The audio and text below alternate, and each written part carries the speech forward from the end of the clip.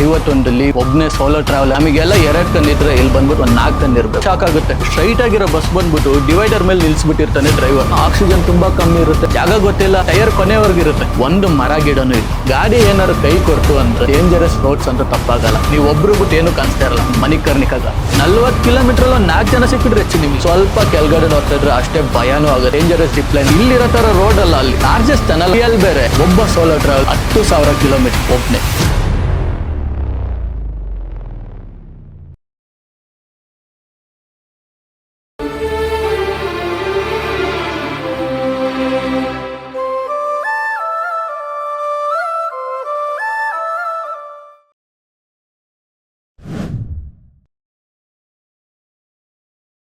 So hi guys, ಎಲ್ರಿಗೂ ನಮಸ್ಕಾರ. Hope ಎಲ್ಲರೂ ಚೆನ್ನಾಗಿದ್ದೀರ ಅಂತ ಅಂದ್ಕೊಳ್ತೀನಿ.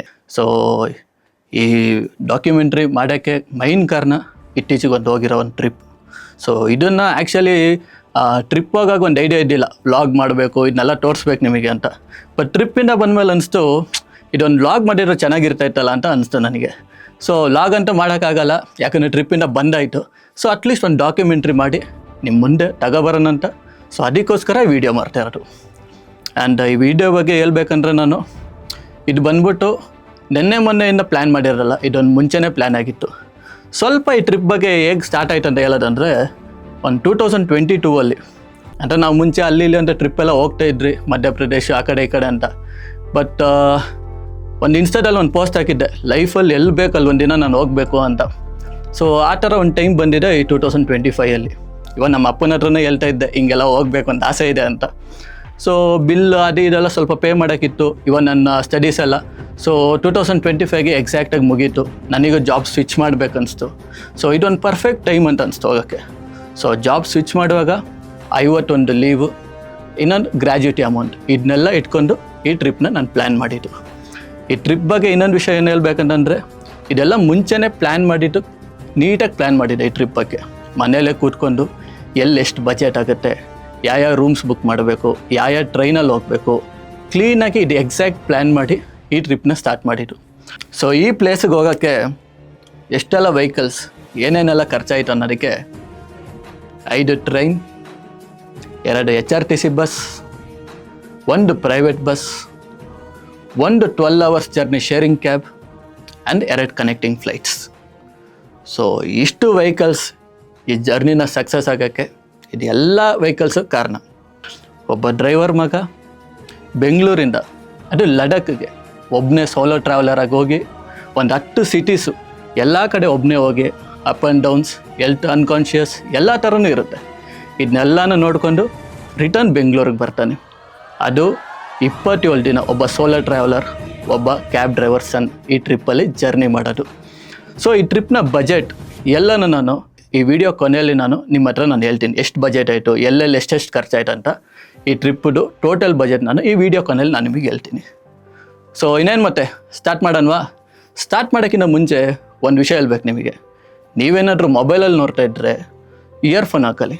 ನೀವೇನಾದರೂ ಮನೇಲಿ ಬಂದ್ಬಿಟ್ಟು ಟಿ ವಿಯಲ್ಲಿ ನೋಡ್ತಾ ಇದ್ದೀರಂತಂದರೆ ದಯವಿಟ್ಟು ನಿಮ್ಮ ಫೋನ್ಗಳನ್ನ ಸ್ವಲ್ಪ ಸೈಲೆಂಟಲ್ಲಿ ಇಕ್ಕಿ. ಸೊ ಅದು ಒಂದೇ ನನ್ನ ರಿಕ್ವೆಸ್ಟು. ಇನ್ನೇನು ಮತ್ತೆ ಈ ಟ್ರಿಪ್ ಬಗ್ಗೆ ಫುಲ್ ಜರ್ನಿ ಹೇಗಿತ್ತು ಅಂತ ಅಂದ್ಬಿಟ್ಟು ಇಲ್ಲಿಂದ ಸ್ಟಾರ್ಟ್ ಮಾಡೋಣ. ಫಸ್ಟ್ ಡೇ ಬಂದ್ಬಿಟ್ಟು ಬೆಂಗಳೂರಿಂದ ನಾನು ಫಸ್ಟ್ ಹೋಗಿದ್ದು ಕ್ರಾಂತಿವೀರ ಸಂಗೊಳ್ಳಿ ರಾಯಣ್ಣ ರೈಲ್ವೆ ಸ್ಟೇಷನ್, ಅಂದರೆ ಬೆಂಗಳೂರು ರೈಲ್ವೆ ಸ್ಟೇಷನ್ಗೆ. ಇದು ಮಧ್ಯಾಹ್ನ ಹೋಗಿ ಇಲ್ಲಿಂದ ಬಂದ್ಬಿಟ್ಟು 2 nights 2 ನೈಟ್ ಇದ್ದು 3rd day ಮಾರ್ನಿಂಗ್ ನಾನು ರಾಜಸ್ಥಾನ್ ರೀಚ್ ಆಗ್ತೀನಿ. ಈ ರಾಜಸ್ಥಾನ್ ಅಂದರೆ ಜೈಪುರಲ್ಲಿರೋ ಪ್ಲೇಸ್, ರಾಜಸ್ಥಾನಿಗೆ ರೀಚ್ ಆಗ್ತೀನಿ. ಈ ಜೈಪುರಿಗೆ ರೀಚ್ ಆದಮೇಲೆ ಈ ಜೈಪುರ್ ಹತ್ರದಲ್ಲಿರೋ ಒಂದು 2 kilometers ಹತ್ರದಲ್ಲಿರುವ ಮುಸ್ತಾಕ್ ಜೈಪುರ್ ಅನ್ನೋ ಪ್ಲೇಸಲ್ಲಿ ನಾನು ನನ್ನ ಲಗೇಜ್ ಇಕ್ಕಿ ನನ್ನ ರೂಮ್ ಮಾಡ್ತೀನಿ. ಯಾಕಪ್ಪ ಬೇರೆ ಕಡೆ ಮಾಡಿಲ್ಲ ಅಂತನಾ? ಬೇರೆ ಕಡೆ ಅಂದರೆ ರೂಮ್ಸ್ಗಳು ತುಂಬ ಕಾಸ್ಟ್ಲಿ ಆಗಿರುತ್ತೆ. ಅಂದರೆ ನೀವು ಏನಾದ್ರು ಪ್ರೈವೇಸಿ ಬೇಕಂದರೆ ಬೇರೆ ಕಡೆ ಮಾಡ್ಬೋದು. ಆದರೆ ಈ ಪ್ಲೇಸಲ್ಲಿ, ಈ ಮುಸ್ತಾಕ್ ಜೈಪುರ್ ಅನ್ನೋ ಪ್ಲೇಸಲ್ಲಿ ಹೇಗೆ ಅಂತಂದರೆ ಮೇಲೊಂದು ಕಾಟು, ಕೆಳಗಡೆ ಒಂದು ಕಾಟು, ಇದು ಒಂಥರ ಹಾಸ್ಟೆಲ್ ಥರ. ಇದು ಬಂದ್ಬಿಟ್ಟು ಎಕ್ಸಾಕ್ಟ್ಲಿ ಡಾರ್ಮಿಟರಿ. ಸೊ ಇಲ್ಲಿ ಬಂದ್ಬಿಟ್ಟು ಒಂದು ದಿನಕ್ಕೆ 600 rupees ಪೇ ಮಾಡಬೇಕಾಗತ್ತೆ. ರೂಮ್ಸ್ ತುಂಬ ನೀಟಾಗಿದೆ, ಫ್ಯಾನ್ ಕೊಡ್ತಾರೆ, ಚಾರ್ಜರ್ ಇರುತ್ತೆ ವಿತ್ AC, ಇವನ್ ವಾಶ್ರೂಮ್ಸೂ ತುಂಬ ಕ್ಲೀನಾಗಿರುತ್ತೆ. ಸೊ ಇಲ್ಲಿ ಬಂದ್ಬಿಟ್ಟು ನಾನು ಜೈಪುರಲ್ಲಿ 2 days ಸ್ಟೇ ಆಗಿರೋ ಇದೊಂದು ಪ್ಲೇಸ್. ಸೊ ಇಲ್ಲಿ ಸ್ಟೇ ಆಗಿಬಿಟ್ಟು ಇಲ್ಲಿಂದ ಹತ್ರದಲ್ಲಿರೋ ಒಂದು ಮೆಟ್ರೋ ಸ್ಟೇಷನ್ಗೆ ಹೋಗ್ಬಿಟ್ಟು, ಅಂದರೆ ಜೈಪುರ್ ಮೆಟ್ರೋ ಸ್ಟೇಷನಲ್ಲಿ ಹೋಗ್ಬಿಟ್ಟು ಇಲ್ಲಿಂದ ನಾನು ಹೋಗೋ ಮೊದಲನೇ ಪ್ಲೇಸ್ ಬಂದ್ಬಿಟ್ಟು ಹವಾ ಮಾಲ್.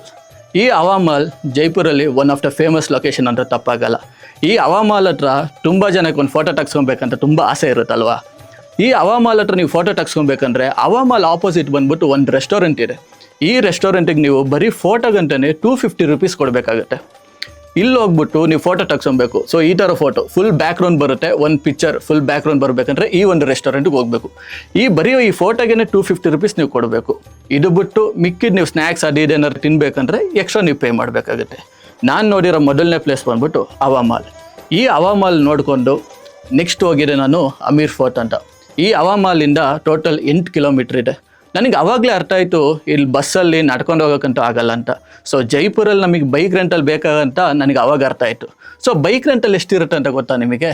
ಸೊ ಬೈಕ್ ರೆಂಟಲ್ ಬಂದ್ಬಿಟ್ಟು ಒಂದು 600 - 700 ರೂಪೀಸ್ ಇರುತ್ತೆ ಈ ಆ್ಯಕ್ಟಿವಾಗಿ. ಸೊ ನೀವು ಕೊಡಬೇಕಾಗಿದ್ದು driving licence, Aadhaar card. Total ಬಂದ್ಬಿಟ್ಟು 600 ಅಂದರೆ ಟೋಟಲ್ ನೀವು 2600 ರೂಪೀಸ್ ಪೇ ಮಾಡಬೇಕಾಗತ್ತೆ. ಸೊ ಅದರಲ್ಲಿ ಬಂದ್ಬಿಟ್ಟು 600 ವೆಹಿಕಲಿಗೆ ಅಂತಂದರೆ ಸೊ 2000 ಬಂದ್ಬಿಟ್ಟು ನೀವು ಯಾವಾಗ ವೆಹಿಕಲ್ ರಿಟರ್ನ್ ಕೊಡ್ತೀರಾ ಅವರು ನಿಮಗೆ ಕ್ರೆಡಿಟ್ ಮಾಡ್ತಾರೆ, ಅಂದರೆ ಈ ಡೆಪಾಸಿಟ್ ಮಾಡ್ತಾರೆ ಸೇಮ್ ಅಮೌಂಟ್ನ. ಸೊ ಇದು 12 ಅವರ್ಸಿಗೆ ಬಂದ್ಬಿಟ್ಟು 600 - 700 ರೂಪೀಸ್ ಇರುತ್ತೆ. ಸೊ ನಾನು ಅಲ್ಲಿಂದ ಹೋಗಿದ್ದೆ ಅಮೀರ್ ಫೋರ್ಟ್ ಅಂತ. ಈ ಅಮೀರ್ ಫೋರ್ಟ್ ಅನದರ್ ಒಂದು ಬ್ಯೂಟಿಫುಲ್ ಪ್ಲೇಸ್ ಅಂತಲೇ ಅನ್ಬೋದು. ಈಗ ನಾವೆಲ್ಲ ಮೈಸೂರು ಪ್ಯಾಲೇಸ್ ಎಲ್ಲ ಹೇಗಿದೆ ಅಂತ ನೋಡ್ತೀವಿ, ಅದೇ ಥರ ಒಂದು ಬ್ಯೂಟಿಫುಲ್ ಫೋರ್ಟ್ ಇದು ಅಮೀರ್ ಫೋರ್ಟ್ ಅಂತ. ಸಿಕ್ಕಾಪಟ್ಟೆ ಟ್ರಾಫಿಕ್ಕು, ಸಿಕ್ಕಾಪಟ್ಟೆ ಬಿಸಿಲು ಜೈಪುರಲ್ಲಿ. ಈ ಅಮೀರ್ ಫೋರ್ಟ್ನ ನೋಡಿಕೊಂಡು ರಿಟರ್ನ್ ಬರುವಾಗ ಸ್ಟ್ರೈಟ್ ಒಂದು ರೋಡು ಜೈಪುರಿಗೆ ಹೋಗುತ್ತೆ. ರೈಟ್ ತಗೊಂಡ್ರೆ ಒಂದು ನಾಗರ್ ಫೋರ್ಟ್ ಅಂತ ಇದೆ. ಸೊ ರೈಟ್ ಬಂದರೆ ನಾಗರ್ ಫೋರ್ಟ್ ಅಂತ ಒಂದು ಪ್ಲೇಸ್ಗೆ ಹೋಗುತ್ತೆ. ಈ ನಾಗರ್ ಫೋರ್ಟಲ್ಲಿ 100 ರೂಪೀಸ್ ಪಾರ್ಕಿಂಗ್ ಚಾರ್ಜ್ ಆಗಿರುತ್ತೆ. ಸೊ ಈ 100 ರೂಪೀಸಿಗೆ ಪಾರ್ಕಿಂಗ್ ಚಾರ್ಜ್ ಜಾಸ್ತಿ ಆಯ್ತಲ್ವಾ. ಸೊ ಇದೇನು ಅಂತಂದರೆ 100 ರೂಪೀಸಲ್ಲಿ ಒಂದು ಕಾಂಪ್ಲಿಮೆಂಟರಿ ನೀವೇನಾದರೂ ತಗೊಬೋದು ಅಂತ. ಸೊ ಅದಕ್ಕೆ 100 ರೂಪೀಸ್ ಪಾರ್ಕಿಂಗ್ ಚಾರ್ಜ್. ಈ ನಾಗರ್ ಫೋರ್ಟಲ್ಲಿ ಒಂದು ರೆಸ್ಟೋರೆಂಟ್ ಇದೆ, one of the beautiful restaurant ಅಂದರೆ ತಪ್ಪಾಗಲ್ಲ ರೀ. ಯಾಕಂದರೆ ನೀವು ಮೇಲೆ ಕೂತ್ಕೊಂಡು ಊಟ ಮಾಡ್ತಾಯಿದ್ರೆ ಅಷ್ಟು ಚೆನ್ನಾಗಿದೆ ಮಾತ್ರ. ಅಂದರೆ ಲೈಕ್ ಬ್ಯಾಕ್ಗ್ರೌಂಡ್ ನೀವು ನೋಡ್ತಾ ಇದ್ರೆ ಆಲ್ಮೋಸ್ಟ್ ಒಂದು ಜೈಪುರ್ ಒಂದು 80% ಕಾಣಿಸುತ್ತೆ. ಅಷ್ಟು ಲೈಟಿಂಗ್ಸ್, ಅಷ್ಟು ಬ್ಯೂಟಿಫುಲ್ ಆಗಿರೋ ಪ್ಲೇಸೇ ಈ ನಾಗರ್ ಫೋರ್ಟ್. ಇಲ್ಲಿ ಬಂದ್ಬಿಟ್ಟು ನೀವು 100 ರೂಪೀಸ್ ಪಾರ್ಕಿಂಗ್ ಪೇ ಮಾಡ್ತೀರಲ್ವಾ. ಸೊ ಇದ್ರಲ್ಲಿ ಬಂದ್ಬಿಟ್ಟು ಒಂದು ಕಾಂಪ್ಲಿಮೆಂಟರಿ ಲೈಕ್ ಕೋಲ್ಡ್ ಡ್ರಿಂಕ್ಸ್ ಇಲ್ಲ ಕಾಫಿ ಟೀ ನೀವು ಇಲ್ಲಿ ಏನಾದರೂ ತಗೊಬೋದು. ಸೊ ಈ ನಾಗರ್ ಫೋರ್ಟ್ನ ಯಾರು ಮಿಸ್ ಮಾಡ್ಕೊಬಾರ್ದು. ಎಲ್ಲ ಬೆಳಿಗ್ಗೆ ಹೊತ್ತು ಹೋಗ್ತಾರೆ ಅಂತ ಅಂದ್ಕೊಂಡ್ರೆ ಈ ನಾಗರ್ ಫೋರ್ಟಿಗೆ ಎಲ್ಲರೂ ಹೋಗೋದೇ ನೈಟ್ ಹೊತ್ತು. ಯಾಕಂದರೆ ಈ ನೈಟ್ ಹೊತ್ತು ಇಲ್ಲಿಂದ ಬ್ಯೂಟಿಫುಲ್ ವ್ಯೂ ಒಂದು ಸಕ್ಕತ್ತ ಕಾಣಿಸುತ್ತೆ. ತುಂಬ ಜನಕ್ಕೆ ಒಂದು ಆಸೆ ಇರುತ್ತೆ ರೆಸ್ಟೋರೆಂಟಲ್ಲಿ ಕೂತು ನಾನು ಊಟ ಮಾಡಬೇಕಂತ. ಸೊ ಈ ನಾಗರ್ ಫೋರ್ಟ್ನ ಎಲ್ಲ ನೋಡಿಕೊಂಡು ರಾತ್ರಿ ಒಂದು 10 ಗಂಟೆಗೆ ಬಂದು ನಮ್ಮ ವೆಹಿಕಲ್ ರೆಂಟಲ್ ವೆಹಿಕಲ್ನ ರಿಟರ್ನ್ ಕೊಟ್ಟು ಆ್ಯಂಡ್ ರಾಜಸ್ಥಾನ್ ಥಾಲಿ ತಿನ್ಕೊಂಡು, ಅಂದರೆ ರಾಜಸ್ಥಾನ್ ಫುಡ್ ಇದನ್ನು ತಿನ್ಕೊಂಡು ಮುಸ್ತಾಕ್ ಜೈಪುರ್ಗೆ ಹೋಗಿ ದಬಾಕೊಳ್ತೀನಿ. So return next day morning ಸ್ವಲ್ಪ ಆರಾಮಾಗಿ ಎದ್ದೇಳ್ತೀನಿ, ಯಾಕಂದರೆ ತುಂಬ ಲೇಟಾಗಿ ಬಂದಿರ್ತೀವಿ ನಾವು first day. So second day ಬಂದ್ಬಿಟ್ಟು ಸ್ವಲ್ಪ ಆರಾಮಾಗಿದ್ದು ಫಸ್ಟ್ ನಾನು ಹೋಗೋ ಪ್ಲೇಸೇ ಮಧ್ಯಾಹ್ನ Hawa Mahal. So Hawa Mahal first day ಏನಾಗಿರುತ್ತೆ ನಾನು ಆಚೆಯಿಂದ ನೋಡಿರ್ತೀನಿ. ಸೆಕೆಂಡ್ ಡೇ ಬಂದ್ಬಿಟ್ಟು ಹವಾಮಾಲ್ ಒಳಗಡೆ ಹೋಗ್ತೀನಿ. ಇದು ಒಂದು ಕಡೆ ಚೆನ್ನಾಗಿರೋ ಪ್ಲೇಸೇ. ಕೆಲವು ವಿಂಡೋಯಿಂದ ನೋಡಿದ್ರೆ ಫುಲ್ ಸೀನರೀಸ್ ಕಾಣಿಸುತ್ತೆ, ಸಕ್ಕತ್ತಾಗಿರೋ ಒಂದು ಪ್ಲೇಸ್ ಹವಾಮಾಲ್. ಇಲ್ಲಿ ಬಂದ್ಬಿಟ್ಟು ಟಿಕೆಟ್ ಎಂಟ್ರಿ ಫೀಸ್ ಬಂದ್ಬಿಟ್ಟು ಒಂದು 50 ರೂಪೀಸ್ 40 ರೂಪೀಸ್ ಇರ್ಬೋದೇನೋ. ಸೊ ಈ ಹವಾಮಾಲ್ ನೋಡಿಕೊಂಡು ಮತ್ತೆ evening streets, Rajasthan streets Jaipur ಹತ್ರ ಎಲ್ಲ ಸ್ವಲ್ಪ ಸುತ್ತಾಡ್ಕೊಂಡು ಒಂದು ಒಳ್ಳೆ ಬ್ಯೂಟಿಫುಲ್ ಬಸ್ಸಲ್ಲಿ ಟ್ರಾವೆಲ್ ಮಾಡ್ಕೊಂಡು, ಒಂದು ಲೋಕಲ್ ರಾಜಸ್ಥಾನ್ ಬಸ್ಸಲ್ಲಿ ಟ್ರಾವೆಲ್ ಮಾಡಿಕೊಂಡು, ಹಂಗೆ ಶೇರಿಂಗ್ ಕ್ಯಾಬ್, ಶೇರಿಂಗ್ ರಿಕ್ಷಾದಲ್ಲೂ ಟ್ರಾವೆಲ್ ಮಾಡಿಕೊಂಡು ನೆಕ್ಸ್ಟು ನಾನು ಈವ್ನಿಂಗ್ ಹೋಗೋ ಪ್ಲೇಸೇ ಜಲ್ಮಹಲ್. ಈ ಜಲ್ಮಹಲ್ ಎಷ್ಟು ಚೆನ್ನಾಗಿದೆ ಗೊತ್ತಾ? ಟೋಟಲು 300 ಎಕರೆದಲ್ಲಿರೋ ಒಂದು ಪ್ಲೇಸೇ ಜಲ್ಮಹಲ್. 300 ಎಕರೆ ಫುಲ್ಲು ಲೇಕ್ ಆಗಿರುತ್ತೆ, ಮಧ್ಯದಲ್ಲಿ ಒಂದು ಬ್ಯೂಟಿಫುಲ್ ಪ್ಯಾಲೇಸ್ ಅಂದ್ರೆ ತಪ್ಪಾಗಲ್ಲ. ಬಟ್ ನಾವಂತೂ ಆ ಜಲ್ಮಹಲ್ ಹತ್ರ ಹೋಗೋಕ್ಕಾಗಲ್ಲ. ರೋಡಲ್ಲಿ ನಿಂತ್ಕೊಂಡು ನಾವು ಫುಲ್ ಆ ಜಲ್ಮಹಲ್ನ ನೋಡ್ತಾ ಇರಬೇಕು. ಅಂದರೆ ಆ ಬ್ಯೂಟಿನ ನಾವು ಅಲ್ಲಿಂದನೇ ವಿಟ್ನೆಸ್ ಮಾಡಬೇಕಾಗುತ್ತೆ. ರಾತ್ರಿ ಹೊತ್ತು ತುಂಬ ಚೆನ್ನಾಗಿ ಕಾಣಿಸುತ್ತೆ ಆ ಲೈಟಿಂಗ್ಸ್ ಎಲ್ಲ. ಸೊ ಇದನ್ನೆಲ್ಲ ನೋಡಿಕೊಂಡು ಮತ್ತೆ ಬಂದ್ಬಿಟ್ಟು ನಾನು ರೂಮಲ್ಲಿ ಸ್ಟೇ ಆಗಿ, ಇದು ಬಂದ್ಬಿಟ್ಟು ರಾಜಸ್ಥಾನ್ದು 2 ಡೇಸ್. ಸೊ ಇದ್ರ ಬಜೆಟು ನಾನು ಕೊನೆಯಲ್ಲಿ ಹೇಳ್ತೀನಿ. ಸೊ ಈ 2 ಡೇಸ್ ರಾಜಸ್ಥಾನ ಇದ್ದು, ಅಂದರೆ 2 ನೈಟ್ಸ್ ಇದ್ದು, third day morning early morning 6 o'clock ಎದ್ದು ಮುಸ್ತಾಕ್ ಜೈಪುರ್ ಅನ್ನೋ ಒಂದು ಡಾರ್ಮಿಟರಿನ ನಾನು ಖಾಲಿ ಮಾಡಿಕೊಂಡು ಬ್ಯಾಗ್ ಹಾಕೋದು ನೆಕ್ಸ್ಟ್ ಬರೋದೆ Jaipur railway station 6 o'clock. Jaipur railway station 6 o'clock ಬಂದರೆ ಅಲ್ಲಿಂದ ಒಂದು 4-5 hours ಜರ್ನಿ ಮಾಡಿದ್ರೆ ನಾವಾಗೋ ನೆಕ್ಸ್ಟ್ ಪ್ಲೇಸ್ ಬಂದ್ಬಿಟ್ಟು ಮಥುರಾ ರೈಲ್ವೆ ಸ್ಟೇಷನ್. ಈ ಮಥುರಾ ರೈಲ್ವೆ ಸ್ಟೇಷನಿಗಲ್ಲಿ ಒಂದು ವಿಶೇಷತೆ ಏನಂದರೆ ನಮಗೆಲ್ಲ 2 ಕಣ್ಣಿದ್ರೆ ಇಲ್ಲಿ ಬಂದ್ಬಿಟ್ಟು ಒಂದು 4 ಕಣ್ಣು ಇರಬೇಕು. ಯಾಕಂದರೆ ಅಂಥ ಒಂದು ಲೆಜೆಂಡರಿ ಪ್ಲೇಸ್ ಅಂತೂ ತಪ್ಪಾಗಲ್ಲ. ಈ ಮಥುರಾ ರೈಲ್ವೆ ಸ್ಟೇಷನ್ ಬಂದ್ಬಿಟ್ಟು ಉತ್ತರ ಪ್ರದೇಶಲ್ಲಿರೋದು. ಸೊ ಈ ರೈಲ್ವೆ ಸ್ಟೇಷನಿಗೆ ಮಧ್ಯಾಹ್ನ ಬಂದ್ಬಿಟ್ಟು ಇಲ್ಲೊಂದು ಬಂದ್ಬಿಟ್ಟು ನೀವು ಶೇರಿಂಗ್ ಕ್ಯಾಬ್ ಮಾಡ್ಕೊಬೇಕಾಗುತ್ತೆ. ನಾನು ಬಂದ್ಬಿಟ್ಟು ಶೇರಿಂಗ್ ಆಟೋದಲ್ಲಿ ಹೋಗಿದ್ದು. ಸೊ ಈ ಶೇರಿಂಗ್ ಆಟೋದಲ್ಲಿ 15 ಕಿಲೋಮೀಟರ್ ಟೋಟಲ್ ನಾನು ಟ್ರಾವೆಲ್ ಮಾಡಿದ್ದು. ಎಲ್ಲೋಗಿದ್ದಂತೀರಾ? ವೃಂದಾವನ್. ಇದು ವೃಂದಾವನ್ ಬಂದ್ಬಿಟ್ಟು ಉತ್ತರ ಪ್ರದೇಶಲ್ಲಿರೋದು. ಈ ವೃಂದಾವನಿಗೆ ಇನ್ನೊಂದು ಹೆಸರೇ ಪ್ರೇಮ್ ಮಂದಿರ್ ಅಂತ. ಇದು ಬಂದ್ಬಿಟ್ಟು ಕೃಷ್ಣನ ದೇವಸ್ಥಾನ, ಒನ್ ಆಫ್ ದ ಬ್ಯೂಟಿಫುಲ್ ದೇವಸ್ಥಾನ ಅಂದರೆ ತಪ್ಪಾಗಲ್ಲ. ನೀವು ಮಧ್ಯಾಹ್ನ ಎಷ್ಟೇ 1 ಗಂಟೆಗೆ ಹೋಗಿ 2 ಗಂಟೆಗೆ ಹೋಗಿ, ಆದರೆ ದೇವಸ್ಥಾನ ಓಪನ್ ಆಗೋದು ಬಂದ್ಬಿಟ್ಟು 4:15. ಅಲ್ಲಿವರೆಗೆ ಎಲ್ಲಿರಬೇಕು ಅಂತ ನಿಮಗೂ ಒಂದು ಕ್ವಶನ್ ಇರುತ್ತೆ. ಸೊ ವೃಂದಾವನಿಂದ ಸ್ವಲ್ಪ ಒಂದು 100 ಮೀಟರ್ 200 ಮೀಟರ್ಸ್ ಹಿಂದೆ ಬಂದರೆ ಇಲ್ಲಿ ಬಂದ್ಬಿಟ್ಟು ಒಂದು ಲಕ್ಷ್ಮೀ ಡಾರ್ಮಿಟರಿ ಅಂತ ಇದೆ. ಇಲ್ಲಿ ಬಂದ್ಬಿಟ್ಟು ಒಂದು ದಿನಕ್ಕೆ 500 ರುಪೀಸ್ ಪೇ ಮಾಡಬೇಕಾಗುತ್ತೆ. ವಾಶ್ರೂಮ್ಸ್ ಎಲ್ಲ ತುಂಬ ಚೆನ್ನಾಗಿದೆ. ಇಲ್ಲೂ ರೆಸ್ಟ್ ಮಾಡಿ ಫ್ರೆಶ್ ಅಪ್ ಆಗಿಬಿಟ್ಟು ಆರಾಮಾಗಿ 4:30ಗೆ ನಾವು ಟೆಂಪಲ್ಗೆ ಹೋಗ್ಬಿಟ್ಟು. ವೃಂದಾವನ್ ಈವ್ನಿಂಗ್ ಹೋದ್ರೆ ಲೈಟಿಂಗ್ಸ್ ಹಾಕಿರ್ತಾರೆ. One of the beautiful temple ಅಂತ ತಪ್ಪಾಗಲ್ಲ. ಇದು ಬಂದ್ಬಿಟ್ಟು ಕೃಷ್ಣನ ದೇವಸ್ಥಾನ. ನಾನು ಕೂಡ ದರ್ಶನ ಮಾಡಿಕೊಂಡು ಅಲ್ಲೇ ಇರೋ ಕ್ಯಾಂಟೀನಲ್ಲಿ ಸ್ವಲ್ಪ ಹೊಟ್ಟೆಗೆ ಹಾಕೊಂಡು ಸೊ ಅಲ್ಲಿಂದ ಬಂದ್ಬಿಟ್ಟು ನನ್ನ ನೆಕ್ಸ್ಟ್ ಪ್ರಯಾಣ ಸ್ಟಾರ್ಟ್ ಆಗುತ್ತೆ. ವೃಂದಾವನಿಂದ ಬಂದ್ಬಿಟ್ಟು ನಾನು ರಿಟರ್ನು ಮಥುರಾ ರೈಲ್ವೆ ಸ್ಟೇಷನ್ಗೆ ಹೋಗ್ಬೇಕಾಗಿರುತ್ತೆ. ಈ ಮಥುರಾ ರೈಲ್ವೆ ಸ್ಟೇಷನಿಂದ ನನಗೆ ನೆಕ್ಸ್ಟ್ ಪ್ರಯಾಣ ಬಂದ್ಬಿಟ್ಟು ಇಂದೋರ್ ಅಂತ ಒಂದು ಪ್ಲೇಸಿಗಿರುತ್ತೆ. ಈ ಇಂದೋರ್ ಬಂದ್ಬಿಟ್ಟು ಮಧ್ಯಪ್ರದೇಶಲ್ಲಿ. ಅನ್ಫಾರ್ಚುನೇಟ್ಲಿ ನಾನು ಬುಕ್ ಮಾಡಿರೋ ಟ್ರೈನು ಇಂದೋರ್ ಮಧ್ಯಪ್ರದೇಶಿಗೆ ಕ್ಯಾನ್ಸಲ್ ಆಗಿಬಿಟ್ಟಿರುತ್ತೆ. ಹಾಗಾಗಿ ನಾನು ಬಸ್ ಬುಕ್ ಮಾಡಬೇಕಾಗುತ್ತೆ. ನೋಡಿ ಇದೇ ಯಾವ ಥರ ಒಂದು ಅಪ್ ಆ್ಯಂಡ್ ಡೌನ್ಸ್ ಬರುತ್ತೆ ಟ್ರಿಪ್ಪಲ್ಲಿ ಅಂತ ಅಂತಿರೋದು ನಾನು. ಸೊ ಈ ಬಸ್ ಬುಕ್ ಮಾಡಿರೋದು ಪಿಕಪ್ ಲೊಕೇಶನ್ ಬಂದ್ಬಿಟ್ಟು ಯಮುನಾ ಎಕ್ಸ್ಪ್ರೆಸ್ ಹೈವೇ ಅಲ್ಲಿ ಅಂತ ಒಂದು ಪಿಕಪ್ ಲೊಕೇಶನ್ ಇರುತ್ತೆ. ವೃಂದಾವನಿಂದ ಏನು ಒಂದು 2-3 ಕಿಲೋಮೀಟ್ರ್ ಅಂದ್ಕೊಂಡ್ರೆ ಯಮುನಾ ಎಕ್ಸ್ಪ್ರೆಸ್ ಹೈವೇ ಬಂದ್ಬಿಟ್ಟು ಒಂದು 25 ಕಿಲೋಮೀಟ್ರ್ ಹೋಗ್ಬೇಕಾಗುತ್ತೆ ವೃಂದಾವನಿಂದ. ಜಾಗ ಗೊತ್ತಿಲ್ಲ, ಜನ ಗೊತ್ತಿಲ್ಲ, ಏನು ಮಾಡೋದು? ಸೊ ಹಾಗಾಗಿ ಒಂದು ರ್ಯಾಪಿಡೋ ಬುಕ್ ಮಾಡ್ತೀನಿ. ಸೊ ಒಂದು 25 ಕಿಲೋಮೀಟ್ರ್ ನಾನು ಆ ಡ್ರೈವರ್ ಬಿಟ್ಟರೆ ಯಾರೂ ಕಾಣಿಸ್ತಾ ಇರಲ್ಲ ಅಕ್ಕಪಕ್ಕ. ಆ ಥರ ಒಂದು ಜಾಗದಲ್ಲಿ 25 ಕಿಲೋಮೀಟ್ರು ನಾನು ಒಬ್ಬ ಡ್ರೈವರ್ ಜೊತೆ ಟ್ರಾವೆಲ್ ಮಾಡ್ತೀನಿ. ನೋಡಿ ನಾವು ಡ್ರೈವರ್ಸ್ನ ಎಷ್ಟು ಟ್ರಸ್ಟ್ ಮಾಡ್ತೀವಿ ಅಂತ ಹೇಳ್ತಾ ಇರೋದು. ಸೊ ಫೈನಲಿ ಎಲ್ಲ ಹೋಗಿ ನಾವು ಯಮುನಾ ಎಕ್ಸ್ಪ್ರೆಸ್ ಹೈವೇ ಹತ್ರ ರೀಚ್ ಆಗ್ತೀವಿ. ಆ್ಯಂಡ್ ನಾನು ಕಾಲ್ ಮಾಡಿಬಿಟ್ಟು ಸರ್ ನಾವು ಪಿಕಪ್ ಲೊಕೇಶನ್ಗೆ ಬಂದಿದ್ದೀವಿ ಅಂತ ಬಸ್ ಅವ್ರಿಗೆ ಕಾಲ್ ಮಾಡಿದ್ರೆ ಇದು ಒಂದು 8:30 ನೈಟು. ಅವ್ರು ಅಂತಾರೆ ಸರ್ ಬಸ್ ಬರೋದು ಒಂದು 11:30 12 o'clock ಆಗುತ್ತೆ, ನೀವು ವೆಯ್ಟ್ ಮಾಡಿ ಅಂತ. ಇನ್ನೇನು ಮಾಡೋಣ, ಅಲ್ಲೇ ಪೆಟ್ರೋಲ್ ಬಂಕ್ ಹತ್ರ ಕೂತ್ಕೊಂಡು ಅವ್ರಿವ್ರ ಹತ್ರ ಸ್ವಲ್ಪ ಅಲ್ಟೆ ಹೊಡ್ಕೊಂಡು ಮಾತಾಡಿಕೊಂಡು 12:30ಗೆ ಬಸ್ ಬರುತ್ತೆ. ಈ 12:30ಗೆ ಬಸ್ ಹತ್ತಿದ್ರೆ ಈ ಬಸ್ ಹೋಗೋದೆ ಇಂದೋರ್ ಮಧ್ಯಪ್ರದೇಶಿಗೆ ಯಮುನಾ ಎಕ್ಸ್ಪ್ರೆಸ್ ಹೈವೇಲಿ. ಮಧ್ಯರಾತ್ರಿ 2:30ಗೆ ಕಂಡಕ್ಟರ್ ಬಂದ್ಬಿಟ್ಟು ಎಲ್ಲರೂ ಇಲ್ಲಿರಿ ಅಂತಾರೆ ಬಸ್ಸಲ್ಲಿ. ಏನಪ್ಪ ಆಯಿತು ಅಂತ ನಾನು ಅಂದ್ಕೊಂಡ್ರೆ ಸ್ಟ್ರೈಟಾಗಿರೋ ಬಸ್ ಬಂದ್ಬಿಟ್ಟು ಡಿವೈಡರ್ ಮೇಲೆ ನಿಲ್ಲಿಸ್ಬಿಟ್ಟಿರ್ತಾನೆ ಡ್ರೈವರು. ಈ ಡ್ರೈವರ್ ಸ್ವಲ್ಪ ಫೋನ್ ಯೂಸ್ ಮಾಡ್ತಾ ಇರ್ತಾನೆ, ಗೊತ್ತಿಲ್ಲ ಏನಾಯ್ತು ಅಂತ. ಟ್ಯಾಂಕ್ ಡಿವೈಡರ್ ಮೇಲೆ ಹಿಂಗೆ ನಿಲ್ಲಿಸ್ಬಿಟ್ಟಿರ್ತಾನೆ. ಸೊ ಆಮೇಲೆ JCP ಎಲ್ಲ ಬಂದು ಸ್ವಲ್ಪ ಹೆಲ್ಪ್ ಮಾಡುತ್ತೆ. ಸೊ ಆಮೇಲೆ ನಮ್ಮ ಟ್ರಾವೆಲಿಂಗ್ ಅದೇ ಬಸ್ಸಲ್ಲಿ ಜರ್ನಿ ಸ್ಟಾರ್ಟ್ ಆಗುತ್ತೆ. ಸೊ ಬೆಳಿಗ್ಗೆ ನಾವು 6-7 ಗಂಟೆಗೆ ಇಂದೋರ್ ಮಧ್ಯಪ್ರದೇಶಕ್ಕೆ ರೀಚ್ ಆಗಬೇಕಾಗುತ್ತೆ. ಆದರೆ ಈ ಡ್ರೈವರ್ ರೀಚ್ ಮಾಡಿಸೋದು ನಮ್ಮನ್ನು ಸಂಜೆ 4 o'clockಗೆ. ಸೊ ರೂಮ್ ಆಲ್ರೆಡಿ ಬುಕ್ ಮಾಡಿರ್ತೀನಿ ಇಂದೋರ್ ಮಧ್ಯಪ್ರದೇಶಲ್ಲಿ. ಬಂದು ಒಂದು 2 hours ರೆಸ್ಟ್ ಮಾಡ್ತೀನಿ. ಮತ್ತೆ 6 o'clockಗೆ ಒಂದು ನಾರ್ಮಲ್ ಒಂದು ಲೋಕಲ್ ಬಸ್ ಮಧ್ಯಪ್ರದೇಶಲ್ಲಿ ನನ್ನ ಪ್ರಯಾಣ ಸ್ಟಾರ್ಟ್ ಆಗೋದೆ ಉಜ್ಜೈನ್ ಟೆಂಪಲ್ಗೆ. ಈ ಇಂದೋರಿಂದ ಉಜ್ಜೈನ್ ಬಂದ್ಬಿಟ್ಟು 50 ಕಿಲೋಮೀಟರ್ಸ್ ಇದೆ. ಟೋಟಲ್ ಒಂದು 8:30ಗೆ ಉಜ್ಜೈನ್ ನಾನು ರೀಚ್ ಆಗ್ತೀನಿ ಇಂದೋರಿಂದ. ಅಲ್ಲಿ ಬಂದ್ಬಿಟ್ಟು ದರ್ಶನ ಮಾಡಿಕೊಂಡು ಸೊ ರಿಟರ್ನ್ ಬರ್ತೀನಿ. ಈ ಉಜ್ಜೈನ್ ಬಗ್ಗೆ ನಿಮಗೆ ಎಷ್ಟು ಗೊತ್ತು? ಉಜ್ಜೈನ್ ಟೆಂಪಲ್ ಬಗ್ಗೆ ಕಷ್ಟ ಅಂತ ಬಂದರೆ ಈ ಸೆಲೆಬ್ರಿಟೀಸ್ ಎಲ್ಲ ಬರೋದೇ ಈ ಉಜ್ಜೈನ್ ಟೆಂಪಲ್ಗೆ. KL ರಾಹುಲ್ ಆಗಿರ್ಬೋದು, ವಿರಾಟ್ ಕೊಹ್ಲಿ ಆಗಿರ್ಬೋದು, ನಮ್ಮ ಪ್ರೈಮ್ ಮಿನಿಸ್ಟರ್ ನರೇಂದ್ರ ಮೋದಿಯವರು ಆಗಿರ್ಬೋದು. ತುಂಬ ಪವರ್ಫುಲ್ ಟೆಂಪಲ್ ಅಂದರೆ ಈ ಉಜ್ಜೈನ್ ಟೆಂಪಲ್ ತಪ್ಪಾಗಲ್ಲ. ಸೊ ಇಷ್ಟು ಜ್ಯೋತಿರ್ಲಿಂಗ ಇರೋದು ಇಂಡಿಯಾದಲ್ಲಿ ಟೋಟಲ್ ಒಂದು 12 ಜ್ಯೋತಿರ್ಲಿಂಗ ಇದೆ. ಸೊ ಈ ಇಷ್ಟು ಜ್ಯೋತಿರ್ಲಿಂಗದಲ್ಲಿ Ujjain temple one of the biggest and largest jyotirlinga ಅಂದರೆ ತಪ್ಪಾಗಲ್ಲ. ನೈಟ್ ಹೊತ್ತು ಉಜ್ಜೈನ್ ಟೆಂಪಲ್ ನೋಡೋಕ್ಕೆ ತುಂಬ ಚೆನ್ನಾಗಿರುತ್ತೆ. ಇದು ಬಂದ್ಬಿಟ್ಟು ಒಂದು ಶಿವನ್ ಟೆಂಪಲ್ಲು. ಸೊ ಇಲ್ಲಿ ಉಜ್ಜೈನ್ ಟೆಂಪಲಲ್ಲಿ ದರ್ಶನ ಮಾಡಿಕೊಂಡು 10 o'clockಗೆ ಆಚೆ ಬರ್ತೀನಿ. 10 o'clockಗೆ ಆಚೆ ಬಂದು ನಾನು ರಿಟರ್ನ್ ನಾನು ಇಂದೋರ್ ಮಧ್ಯಪ್ರದೇಶಕ್ಕೆ ಬರಬೇಕಾಗತ್ತೆ. ಸೊ 10 o'clockಗೆ ಬಸ್ ಸ್ಟಾಪ್ ಹತ್ರ ಹೋದರೆ ಒಂದೇ ಬಸ್ ಇರುತ್ತೆ. ಆ ಬಸ್ ಸ್ಟಾರ್ಟ್ ಆಗೋದು 11:30ಗೆ. ಸೊ ಇನ್ನೇನು ಮಾಡೋದಂತ 11:30ಗೆ ಆ ಬಸ್ಸಲ್ಲಿ ಕೂತ್ರೆ ಇಂದೋರ್ ಮಧ್ಯಪ್ರದೇಶಿಗೆ ಮಾರ್ನಿಂಗ್ 2 AM ರೀಚ್ ಆಗ್ತೀನಿ.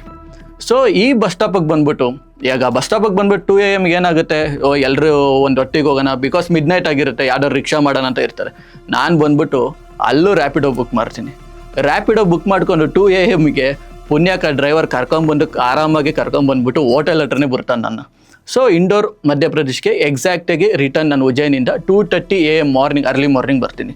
ಸೊ ಬಂದ್ಬಿಟ್ಟು ಇನ್ನೂ ಒಂದು 4-5 hour ಮಲಗಿ ಮತ್ತೆ ಮಾರ್ನಿಂಗ್ 8 o'clockಗೆ ಎದ್ದು ಫ್ರೆಶ್ ಅಪ್ ಆಗಿ ಬ್ರೇಕ್ಫಾಸ್ಟ್ ಮಾಡಿಕೊಂಡು ಇಂದೋರ್ ರೈಲ್ವೆ ಸ್ಟೇಷನ್ಗೆ ಬರ್ತೀನಿ.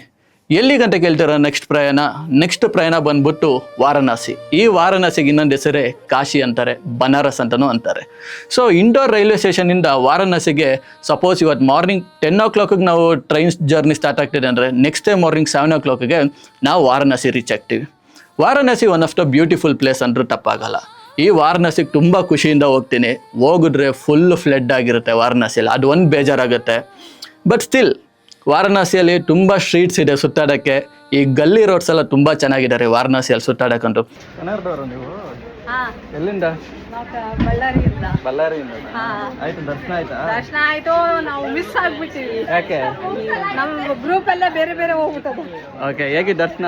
ಚೆನ್ನಾಗಿ ಆಗೈತೆ ಐದನೇ ಸಲ ಆಯ್ತು. 5ನೇ ಸತಿನ ಇದು? ಏನು ಈ ಸತಿ ಬಂದ್ಬಿಟ್ಟಿದ್ದೀರಾ? ಓಕೆ. ಏನು ನೀರು ತುಂಬಿಟ್ಟಿದೆಯಲ್ಲ, ಏನಂತೀರಾ? ಭಾಳ ಆಯ್ತು. ನಾವು ಅವಾಗಲೇ ಮೊದಲನೇ ಸಲನೇ ಸ್ನಾನ ಮಾಡಿ ಮುಗಿಸ್ಬಿಟ್ಟಿವಿ. Okay super nice. ಹೇಗಿದೆ ಕಾಶಿ ಊಟ ಎಲ್ಲ ಕರ್ನಾಟಕಕ್ಕೆ ನೋಡಿದ್ರೆ? ಇವನ್ ಗೂಗಲ್ ಮ್ಯಾಪ್ಗೂ ಕನ್ಫ್ಯೂಸ್ ಆಗುತ್ತೆ ಈ ರೋಡ್ಗಳು, ಅಂದರೆ ಈ ಗಲ್ಲಿ ರೋಡ್ಗಳು. ಸೊ ಆ ಥರ ಒಂದು ಗಲ್ಲಿ ರೋಡ್ಸ್ ವಾರಣಾಸಿಯಲ್ಲಿ ಇದೆ. ಇಲ್ಲೆಲ್ಲ ಸುತ್ತಾಡ್ಕೊಂಡು ವಾರಣಾಸಿಯಲ್ಲಿ ಸ್ವಲ್ಪ ಸ್ಟ್ರೀಟ್ಸಲ್ಲೆಲ್ಲ ಸ್ವಲ್ಪ ಅದು ಇದು ತಿನ್ಕೊಂಡು, ವಾರಣಾಸಿಯಲ್ಲಿ ಇನ್ನೊಂದು ಒಂದು ಫೇಮಸ್ ಅನ್ನಂದರೆ ಬನಾರಸ್ ಸೀರೆ. ತುಂಬ ಹೆಣ್ಮಕ್ಳಿಗೆ ಈ ಬನಾರಸ್ ಸೀರೆ ಇಷ್ಟ ಆಗುತ್ತೆ. ಇದನ್ನೆಲ್ಲ ಸುತ್ತಾಡ್ಕೊಂಡು ವಾರಣಾಸಿಯಲ್ಲಿ ಇವಾಗ ಏನಾಗಿದೆ, ಫ್ಲಡ್ ಆಗಿದೆ ಅಂತ ಅಂದೆ. ಈಗ ತುಂಬ ವಯಸ್ಸಾಗಿರೋರು ಬಂದ್ಬಿಟ್ಟು ವಾರಣಾಸಿ ನೋಡೋಕ್ಕಾಗಲ್ಲ. ಘಾಟ್ಸ್ ಟೋಟಲ್ ವಾರಣಾಸಿಯಲ್ಲಿರೋದು 84 ಘಾಟ್ಸ್. ಸೊ ಇದನ್ನೆಲ್ಲ ಈ ವಯಸ್ಸಾಗಿರೋರು ಕಷ್ಟಪಟ್ಟು ತುಂಬ ಕಿಲೋಮೀಟ್ರ್ ನಡೆಯೋಕ್ಕಾಗಲ್ಲ. ಹಾಗಾಗಿ ನೀವೇನಾದ್ರು ವಾರಣಾಸಿಗೆ ಹೋಗಿ ಎಲ್ಲನೂ ನೋಡಬೇಕಂದ್ರೆ ನಾನು ನಿಮಗೊಂದು ಸಜೆಷನ್ ಕೊಡ್ತೀನಿ. ಈ ವಾರಣಾಸಿಯಲ್ಲಿ ಒಂದು ಕ್ರೂಸ್ ಇದೆ. ಈ ಕ್ರೂಸ್ ಹೆಸರು ಬಂದ್ಬಿಟ್ಟು ಸ್ವಾಮಿ ವಿವೇಕಾನಂದ ಕ್ರೂಸ್ ಅಂತ. ಈ ಕ್ರೂಸ್ದು ಒಂದು ಸ್ಪೆಷಾಲಿಟಿ ಏನಂತ ಅಂತೀರಾ, 1000 rupees ನಾವು ಪೇ ಮಾಡಿದ್ರೆ ಈವ್ನಿಂಗ್ 6 o'clock 1.5 hour ಈ ಕ್ರೂಸಲ್ಲಿ ನಾವು ಟ್ರಾವೆಲ್ ಮಾಡ್ಬೋದು. 84 ಘಾಟನ್ನು ಈ ಕ್ರೂಸಲ್ಲಿ ತೋರಿಸ್ತಾರೆ. ಇದು ಒಂದು ಸೂಪರ್ ಆಗಿರೋ ಒಂದು ಈವ್ನಿಂಗ್ ಅಂತ ಅನ್ಬೋದು. ಒಂದು ಬ್ಯೂಟಿಫುಲ್ ಈವ್ನಿಂಗ್. ನೀವು ಗಂಗಾ ಆರತಿನ ನೀವು ವಿಟ್ನೆಸ್ ಮಾಡ್ಬೋದು. ಸೊ ಈ ಕ್ರೂಸಲ್ಲಿ ಎಲ್ಲನೂ ಸುತ್ತಾಡ್ಕೊಂಡು ಮತ್ತೆ ನಾನು ರಿಟರ್ನ್ ಬರ್ತೀನಿ. ನಾನು ರಿಟರ್ನ್ ಬಂದು ಇನ್ನೊಂದು ಬ್ಯೂಟಿಫುಲ್ ಪ್ಲೇಸ್ಗೆ ಹೋಗ್ತೀನಿ. ಅದು ಯಾವ್ದು ಗೊತ್ತಾ? ಪಪ್ಪು ಚಾಯ್. ಈ ಪಪ್ಪು ಚಾಯ್ ಎಷ್ಟು ಚೆನ್ನಾಗಿ ಗೊತ್ತು. ವಾರಣಾಸಿಯಲ್ಲಿ ಟೀ ಫೇಮಸ್ ಅಂತೆ. ಬಟ್ ಈ ಪಪ್ಪು ಚಾಯ್ ಒಂದು 80-90 ವರ್ಷದಿಂದ ಇರೋ ಒಂದು ಬ್ಯೂಟಿಫುಲ್ ಟೀ ಸ್ಟಾಲ್. ಈ ಟೀ ಸ್ಟಾಲಲ್ಲಿ ನಮ್ಮ ಪ್ರೈಮ್ ಮಿನಿಸ್ಟರ್ ನರೇಂದ್ರ ಮೋದಿ ಅವರು ಬಂದು ಟೀ ಕುಡಿದಿದ್ದಾರೆ. ಅಂಥ ಒಂದು ಬ್ಯೂಟಿಫುಲ್ ಪ್ಲೇಸೇ ಈ ಪಪ್ಪು ಚಾಯ್.